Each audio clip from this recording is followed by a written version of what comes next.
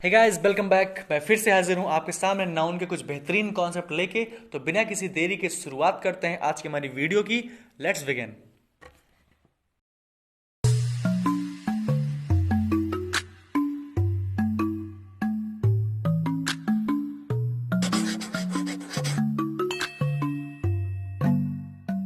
तो दोस्तों, हम बात कर रहे थे यूनिट की, फ्रैक्शन की, जो आता है नाउन के अंतर्गत। ठीक है। तो आपके सामने कुछ सेंटेंसेस हैं, आप इसको देखो, टैकल करने की कोशिश करो कैसे होता है। आपके सामने लिखा हुआ है sentence, 1/10 of 500 student is are returning. 1/10 का मतलब आप समझ रहे होंगे, 1/10। इसका मतलब ये किस फॉर्म में है? ये फ्रैक्शन फॉर्म में है, और फ्रैक्शन की हमने बात किया था। ठीक है। आप सेंटेंस को पढ़ो। आइए हम नियम देखते हैं कि ये किसके अकॉर्डिंग, ये सारे जो सेंटेंस है किस रूल को फॉलो कर रहे हैं। ठीक है। अगर कोई फ्रैक्शन आता है और उसके बाद में ऑफ आता है, ठीक है, और उसके बाद में अनकाउंटेबल नाउन आता है। देखो, इसको मैंने पूरे स्ट्रक्चर फार्मूले में इसलिए रखा हुआ है कि आपको बिल्कुल तकलीफ ना हो। ठीक है। आपको फ्रैक्शन मिलता है, आपको ऑफ मिल रहा है, उसके बाद में अनकाउंटेबल नाउन है, तो उसके बाद में वर्ब हमेशा सिंगुलर आएगी। वहीं अगर कहीं आपको मिलता है फ्रैक्शन, उसके बाद ऑफ मिलता है, फिर काउंटेबल नाउन आता है, तो वर्ब आएगी क्या? Plural helping verb. ठीक है। मतलब ये काउंटेबल नाउन क्या हो, अगर प्लूरल काउंटेबल नाउन हो तो यहाँ पे प्लूरल हेल्पिंग वर्ब लगेगी। ठीक है। फ्रैक्शन आता है, उसके बाद फिर ऑफ लगा हुआ मिलता है हमको, उसके बाद फिर सिंगुलर काउंटेबल नाउन मिलता है, तो हमारे सामने जो वर्ब आएगी वो क्या आएगा? Singular helping verb. तो आइए इसी की सहायता से हम ऊपर वाले के जितने क्वेश्चन हैं वो हम सॉल्व करते हैं। ठीक है। 1/10 ऑफ 500 स्टूडेंट्स, हमने बात किया अगर फ्रैक्शन आता है, उसके बाद ऑफ मिलता है, उसके बाद काउंटेबल नाउन आता है जो कि प्लूरल में रहता है। ठीक है। काउंटेबल नाउन जो कि प्लूरल में रहता है, तो हमेशा वर्ब क्या लेगी वो? बताइए। प्लूरल लेगी। ठीक है। The doubt of many student, नहीं ऐसा नहीं है, इस ये है 1/3, जो भी है 1/3 डाउट ऑफ मेनी स्टूडेंट। देखिए यहां पे फ्रैक्शन मिला आपको, यहां पे मिला ऑफ मिला, उसके बाद मेनी स्टूडेंट्स। अब मेनी स्टूडेंट्स क्या है? मेनी स्टूडेंट्स है अनकाउंटेबल नाउन, मतलब ढेर सारे काउंटेबल नाउन, उसको हम गिन नहीं सकते हैं। ठीक है। अनकाउंटेबल नाउन है, तो इसके साथ में क्या लग जाएगा? आर लग जाएगा। ठीक है। 1/10 ऑफ स्टूडेंट्स आर डिस्टर्ब, यहां पे भी आर लगा हुआ है, बिल्कुल सही है। अच्छा, आइए देखते हैं 1/10 ऑफ द ज्वेलरी, ये अनकाउंटेबल नाउन है। ठीक है। अनकाउंटेबल नाउन के साथ क्या लगता है? हमेशा सिंगुलर वर्ब आएगी। ओह एक सेकेंड, थोड़ा सा मिस्टेक हो गया। इस वाले सेंटेंस में जो अनकाउंटेबल नाउन है, इसके साथ में क्या लगेगा? बताइए। इसके साथ में लगेगा इज, आर नहीं लगना, इज लगना, जहां पे क्योंकि अभी रूल देखिए, थोड़ा सा मिस्टेक हो गया। अनकाउंटेबल नाउन जहां है वहां पे क्या लगेगा? सिंगुलर वर्ब लगेगी। ठीक है। 1/10 of the jewellery is stolen, तो 1/10 आपके सामने फ्रैक्शन है, ऑफ मिला आपको प्रीपोजिशन, ज्वेलरी है अनकाउंटेबल नाउन, तो इसके साथ में इज बिल्कुल सही लगा हुआ है। ठीक है। आगे बढ़ते हैं। आपके सामने कुछ सेंटेंस दिए गए हैं, 5% ऑफ 500 बुक्स, मतलब 500 बुक का 5% परसेंट, CENT, इज और दियर, यहाँ पे क्या लगेगा? ठीक है। 5% of the management is are managed. ठीक है। अब ये किस फॉर्मूला को फॉलो करता है? अगर न्यूमरल आपके सामने मिलता है, न्यूमरल जान लीजिए, न्यूमरल 1 2 3 4 5, ये क्या होते हैं? ये न्यूमरल होते हैं। ठीक है। न्यूमरल मिला, उसके बाद में कोई परसेंट लिखा हुआ है, उसके बाद फिर ऑफ लिखा हुआ है। ठीक है। उसके बाद में अनकाउंटेबल नाउन दिया गया है, तो वर्ब हमेशा किस में आएगी? सिंगुलर में आएगी। जैसे पहले वाले सेंटेंस में देखिए, सॉरी दूसरे वाले सेंटेंस में देखिए 5 लिखा हुआ है, आपको न्यूमरल मिला, परसेंट लिखा हुआ है, ये परसेंट ऑफ द मैनेजमेंट। अभी मैनेजमेंट क्या है, अनकाउंटेबल है, इसी के साथ में यहाँ पे क्या लग जाएगा, इज लग जाएगा। ठीक है, तो उतना टफ नहीं है, बस थोड़ा सा हमको पहली बार की बात है, थोड़ी सी ध्यान में रखना पड़ेगा इसको। उसके बाद में अगर न्यूमरल मिला, उसके बाद परसेंट मिला, उसके बाद प्लूरल काउंटेबल नाउन हो तो प्लूरल हेल्पिंग वर्ब रहेगा आपके सामने। ठीक है, आगे अगर आपको न्यूमरल मिलता है, उसके बाद परसेंट मिलता है, उसके बाद ऑफ मिलता है, उसके बाद सिंगुलर काउंटेबल नाउन दिया रहता है, तो वर्ब हमेशा सिंगुलर काउंटेबल नाउन की आएगी। बात समझ में आया? ऊपर देखिए आपके सामने 2 सेंटेंस है, आप इसको बनाइए। 5% ऑफ 500 बुक्स, ये क्या है, ये प्लूरल काउंटेबल नाउन, क्योंकि ये 500 बुक्स हम गिन सकते हैं। ठीक है, इसी के साथ में क्या आएगा, आर आएगा। 5% ऑफ द मैनेजमेंट, अब मैनेजमेंट क्या है, मैनेजमेंट अनकाउंटेबल नाउन है, क्योंकि जहां पे मेंट लग जाता है वो बनता है एब्स्ट्रैक्ट, और जहां भी एब्स्ट्रैक्ट बन जाता है वो हमेशा सिंगुलर नाउन में, मतलब एब्स्ट्रैक्ट नाउन जितने भी होते हैं वो सिंगुलर नाउन में होते हैं। बात समझ में आई? ठीक है, नेक्स्ट बढ़ते हैं। ये सारे रूल्स छोटे छोटे हैं बट आपको बहुत काम करने वाले हैं, आप इनको बार बार पढ़िए, बिल्कुल समझ में आ जाएगा। अगर आपको कुछ और सेंटेंस दिया जाए, जैसे परसेंटेज ऑफ ये, परसेंटेज ऑफ द ये, परसेंटेज ऑफ द ट्रैफिक, ऐसे वर्ड आ जाते हैं, परसेंटेज प्लस ऑफ लगा होता है। इसके बाद में अगर कोई भी नाउन है, प्लूरल काउंटेबल नाउन हो गया, सिंगुलर काउंटेबल नाउन हो गया, या अनकाउंटेबल नाउन हो गया, इनके सब के बाद में जितनी भी चीजें आएंगी उसके बाद क्या लगेगा, हमेशा सिंगुलर हेल्पिंग वर्ब लग जाएगी। ठीक है, अगर हम ऐसे नहीं समझे तो हम रूल देखते हैं। अगर आपको मिलता है किसी सेंटेंस में परसेंट या परसेंटेज, उसके बाद मिलता है आपको ऑफ, तो इसके बाद में चाहे सिंगुलर काउंटेबल नाउन हो, चाहे प्लूरल काउंटेबल नाउन हो, चाहे अनकाउंटेबल नाउन हो, कुछ भी हो, इसके साथ में क्या लगना है, हमेशा सिंगुलर हेल्पिंग वर्ब। ठीक है, तो आइए हम क्वेश्चन को सॉल्व कर लेते हैं। लिखा है कि परसेंटेज ऑफ रोड्स, अब मुझे परसेंटेज मिला, ऑफ मिला, तो कोई मैटर नहीं करता कि यहां पे ये क्या मिला है हमको। ठीक है, कोई मैटर नहीं करता, इसके बाद कुछ भी मिले, चाहे सिंगुलर काउंटेबल नाउन मिले, चाहे प्लूरल काउंटेबल नाउन मिले, या हमको मिले अनकाउंटेबल नाउन, इसके साथ भी जो भी आएगा वो सिंगुलर हेल्पिंग वर्ब आपके सामने लिखी जाएगी, लेडीज एंड जेंटलमैन। ठीक है, आइए बढ़ते हैं अपने अगले नियम की तरफ। हाँ, अब ये चीज़ें बहुत ज़्यादा ज़रूरी हैं, ये जो आपके सामने लिखा है रूल नंबर 9, ये बहुत ज़रूरी है। और ज़रूरी क्या है कि मैंने आपको एक फॉर्मूला दिया है, इस पे अवध से पहले, AWDHSP, आपको ये याद रखना है, अवध से पहले। अभी अवध से पहले क्या है, अवध से पहले है A stand for amount, weight, distance, height, speed, period of time. तो अब इनका करना क्या है, ये सारे अगर यूनिट की तरह काम कर रहे हैं, मतलब ये सारे यूनिट ही हैं, एक ये यूनिट की तरह काम करेंगे, और ये सभी और किसकी तरह काम करेंगे, भाई यूनिट की तरह काम करेंगे, इसलिए हो जाएगा क्या, कलेक्टिव नाउन की तरह भी ये सब काम करते हैं। ठीक है, अगर कलेक्टिव नाउन की तरह काम कर रहा है, एक सेकेंड मैं इसको थोड़ा सा मिटा देता हूं, तो बात को बस यहां तक समझिए कि amount, weight, distance, height, speed, time, ये जितनी भी चीजें हैं ये काम करेंगी किसकी तरह, कलेक्टिव नाउन की तरह, और कलेक्टिव नाउन की तरह ही काम करेंगी। इसीलिए अभी हमने कल वाली क्लास में ये पढ़ा था कि अगर ये यूनाइटेड सेंस में रहेंगी, मतलब ये सारी चीज़ों को अगर एक तरीके से देखा जाएगा तो सिंगुलर हेल्पिंग वर्ब यूज होगी, अगर इनको डिवाइडेड सेंस में लिया जाएगा तो आप क्या यूज करोगे, प्लूरल हेल्पिंग वर्ब। ओके, जैसे 10,000 रुपीज, खूब ध्यान से देखिएगा, 10,000 rupees is are donated here, लिखा 10,000 रुपीज, 10,000 रुपए जो हैं वो यहां पे डोनेट किए गए। खूब ध्यान से देखना है, अब ये एक अमाउंट है ना, ये अमाउंट है, और ये अमाउंट जो है ये सीधे एक राशि की बात कर रही है कि मतलब 10,000 रुपए यहां पे डोनेट किए गए। बात समझ में आ रही है, तो इसलिए इसके साथ में क्या लग जाएगा, इज लग जाएगा। लेकिन अब ध्यान से देखिएगा, हर चीजें अब इसी की तरह मिलेंगी, लेकिन हर चीजों के साथ में आप इज नहीं लगा सकते। देखिए नेक्स्ट सेंटेंस में बिल्कुल सेम है, 10,000 रुपीज, 10,000 रुपीज।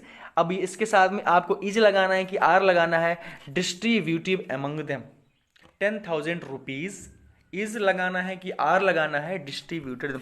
देखो बात तो वही हो रही है भाई लोग, बात तो यहां पे 10,000 रुपीज की हो रही है, लेकिन आप अगर ध्यान से देखेंगे तो यहां पे डिस्ट्रीब्यूट किया जा रहा है, ये राशि जो है ये अलग अलग हो जा रही है। यहां ये 10,000 रुपए आपके सामने रखे हैं, ये राशि क्या हो जा रही है, अलग अलग हो जा रही है। लेकिन पहले वाले सेंटेंस में क्या था कि ये राशि रखी हुई है और ये राशि एक ही जगह पर जा रही है। बात समझ में आया? तो यहां पे क्या यूज हो जाएगा, यहां पे यूज हो जाएगा आर, लेडीज एंड जेंटलमैन। ठीक है, ओके। 5 days, खूब ध्यान से देखिए, 5 days is are given to him for improvement. आपको 5 दिन दिए गए, आपको 5 दिन दिए गए, मतलब एक बोलते हैं ना कि ठीक है एक बार में तुम जितने भी वक्त चाहिए हो आप उसको ले लो, लेकिन ये काम ढंग से करना चाहिए। तो क्या बोलते हैं, ठीक है आप मुझे 5 दिन का वक्त दो, मैं अपनी क्या ले लूंगा, इंप्रूवमेंट कर लूंगा अपने अंदर। तो ये 5 days क्या है, ये भी एक तरह के यूनिट है, ठीक है ना।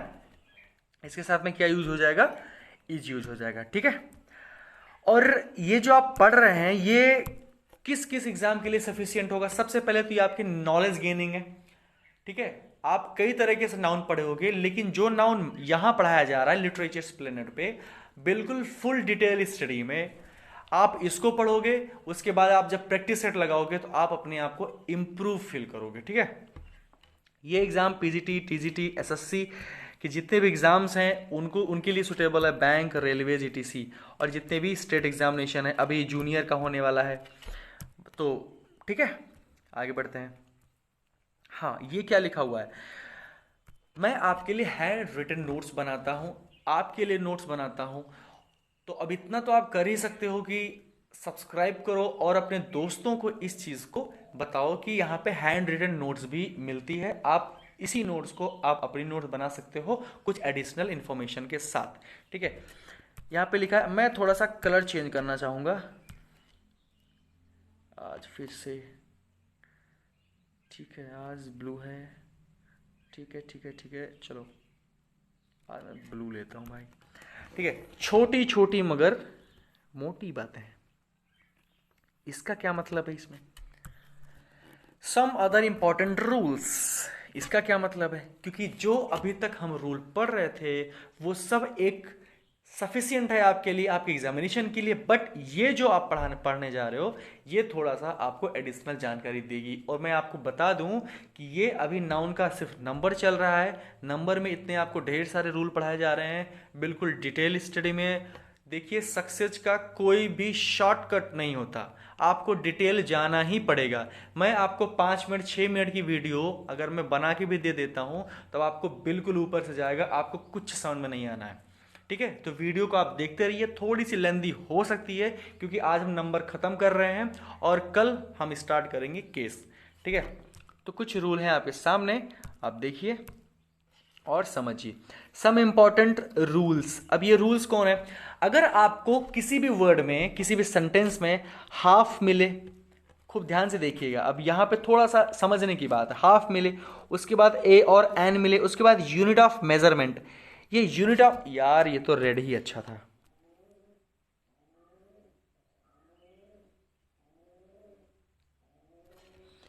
यूनिट ऑफ मेजरमेंट मिले, खूब ध्यान से देखिए यूनिट ऑफ मेजर। अब ये यूनिट ऑफ मेजरमेंट क्या होता है, मैंने लिखा हुआ है आर, पाउंड, किलो, माइल। ठीक है, ये होते हैं क्या, यूनिट ऑफ मेजरमेंट। ठीक है, तो अब यूनिट ऑफ मेजरमेंट जितने भी हैं, अगर ये सारे आपको मिल गए, मतलब हाफ आ के बाद में अगर यूनिट ऑफ मेजरमेंट मिलता है तो ये सिंगुलर नंबर में रहेगा। क्या समझे आप, जैसे हाफ आ लिखा है आपके सामने, तो हाफ आ के बाद में आप किलो लिखोगे, ना कि आप क्या लिखोगे, किलोज लिखो। हाफ आ के बाद में आप आर लिखोगे, ना कि आप क्या लिखोगे, आर्स लिखोगे। अ हाफ किलो अगर आ गया, अ हाफ किलो, इसमें भी आपको यस नहीं लगाना है। ठीक है, चलिए नेक्स्ट आता है क्या। अच्छा, अभी मैं सेकंड रूल, मैं इस रूल को मैं समझा लूँ, उसके बाद मैं दोनों रूल को अभी देखो मैं आपको एक मैच करके आपको समझा देता हूँ, फिर आपको और चीज़ें अच्छे से समझ आ जाएंगी। अगर आपको मिला है 1 और इसके बाद में आपको मिलता है a हाफ, तो इसके बाद आने वाली जो प्रोनाउन, आने वाली जो नाउन होगी वो क्या क्या रहेगा, वो प्लूरल फॉर्म में रहेगी। ठीक है, जैसे 1 के साथ में लगा एंड, उसके बाद में लगा a हाफ।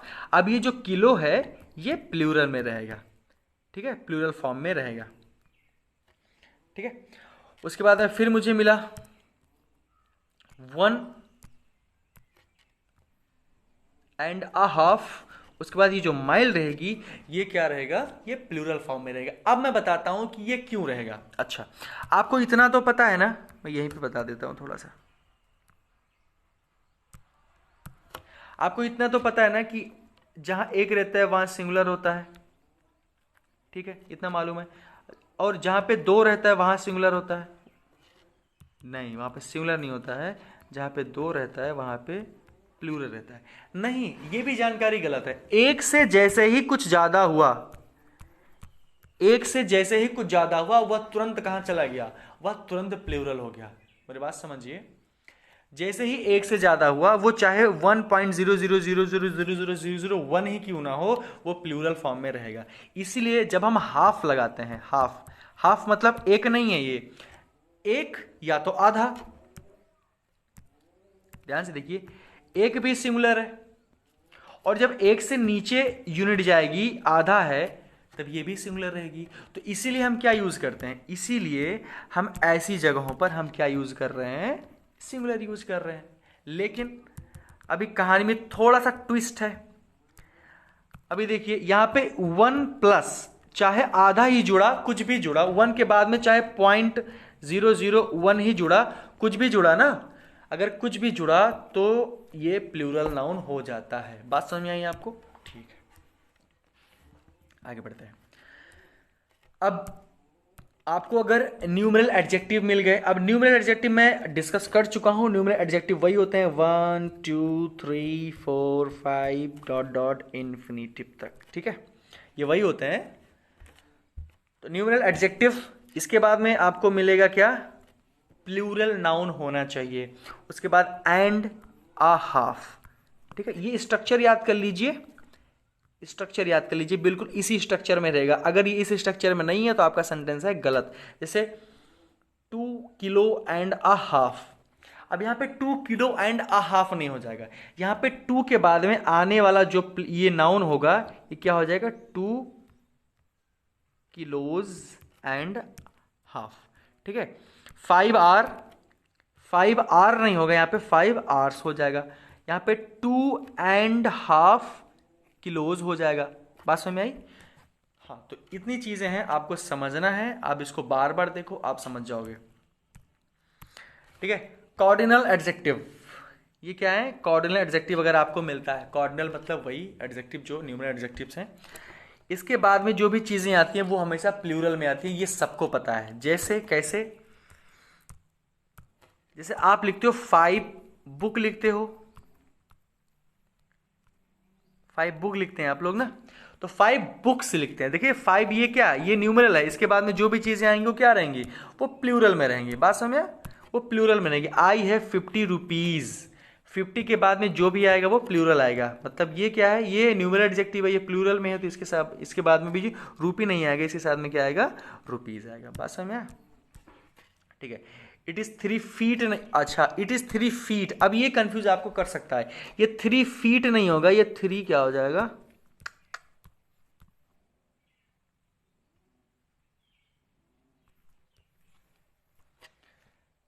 अब यहां पे अगर फुट दे दिया जाएगा तो ये गलत हो जाएगी, ये 3 फीट रहेगा। ठीक है, आगे बढ़ते हैं। अब कॉर्डिनल एडजेक्टिव प्लस हाइफन, ये बहुत जरूरी है आपके एग्जामिनेशन पॉइंट ऑफ व्यू से, क्योंकि ये क्वेश्चन अक्सर फंस जाता है एकदम, चाहे आपके स्टेट एग्जाम हो, एसएससी हो, कुछ भी हो, आपको जरूर ये क्वेश्चन फंसते हैं। अब 5 मैन कमेटी, अब खूब ध्यान से देखना है कि अब 5 मैन कमेटी रहेगा, अब 5 मैन कमेटी रहेगी। ठीक है, तो हाइफन के बाद में जो भी आना है आपको वो क्या रहेगा, वो सिंगुलर काउंटेबल नाउन रहेगा। मतलब ये आप 5 के बाद में ये जो दोनों हैं ये एक यूनिट है भाई लोग, ठीक है। ये एक यूनिट, ये 5 मैन रहेगा, 5 मैन नहीं रहेगा, ठीक है। बात समझ में आ रही है? जैसे लिखा है आपके सामने नया,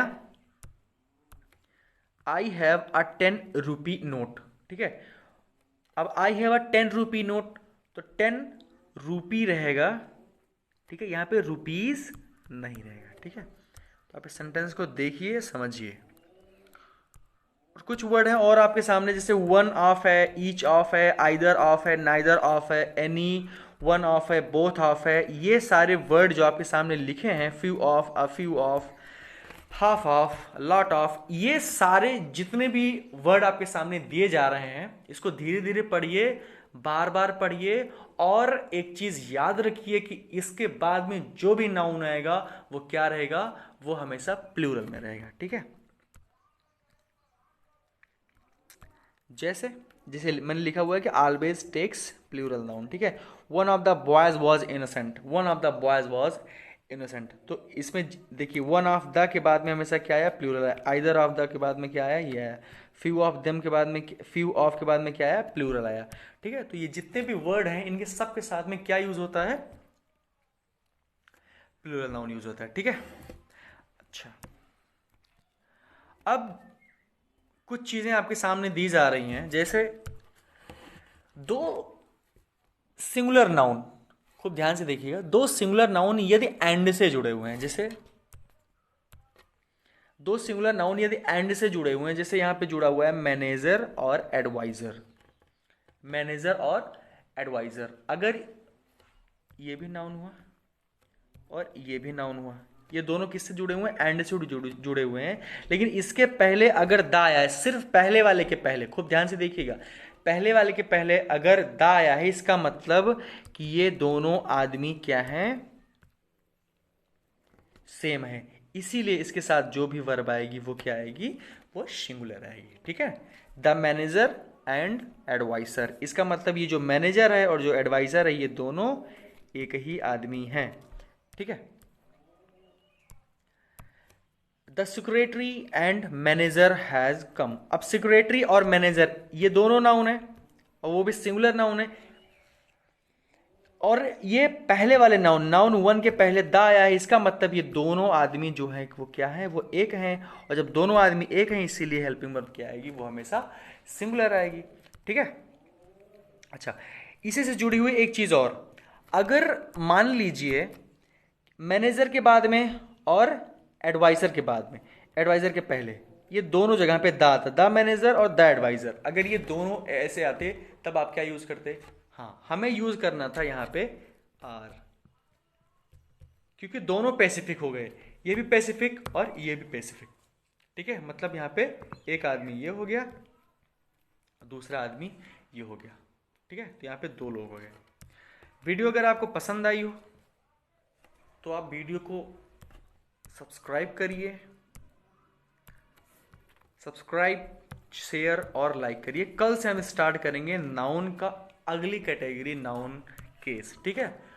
तो ये 4 क्लास में हमने खत्म किया, तो आप सोच सकते हैं कि कितनी डिटेल में स्टडी हुई है, ठीक है। अगर आप बिल्कुल स्टडी ऐसा ही करते हो तो आगे के कोई भी ऐसा क्वेश्चन होगा नहीं जो हमें ना आए, ठीक है। वीडियो में बने रहने के लिए थैंक यू।